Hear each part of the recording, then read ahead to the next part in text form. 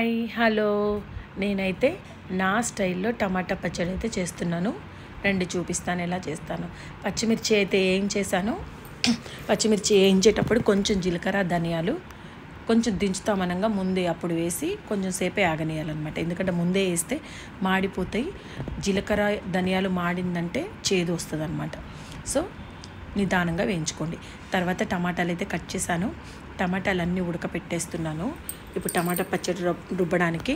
So టమాటాలన్నీ ఉడికిన తర్వాత ఇంకా రోటి దగ్గరికి వెళ్ళేసి పచ్చిమిరపకాయలన్నీ రోట్లో వేసి దంచుతున్నాను అనమాట. దాంట్లో కొంచెం ఎల్లిపాయ జీలకర్ర ధనియాలు మొత్తం నలిగిన దాకా బాగా దంచాలన్నమాట. మనకి మిక్సీ వచ్చిన కాడి నుంచి రోటి పచ్చళ్ళే మర్చిపోయామండి. సో రోట్లో ఒకసారి పచ్చడి ట్రై చేసి చూడండి, చాలా బాగుంటుంది.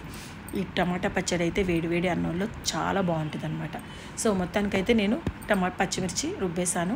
ఇప్పుడు టమాటాలు కూడా రోట్లో వేసేసి బాగా రుబ్బేసేయాలన్నమాట. మొత్తం రుబ్బేసిన తర్వాత టమాటా పచ్చడి తీసేసుకోవాలి. రోటి టమాటా పచ్చడి చాలా బాగుంటుంది. మీరు కూడా ట్రై చేయండి. ఎలా ఉందో నాకు కామెంట్ చేయండి. మీరు లైక్ చేసుకోండి, సబ్స్క్రైబ్ చేసుకోండి. Bye bye.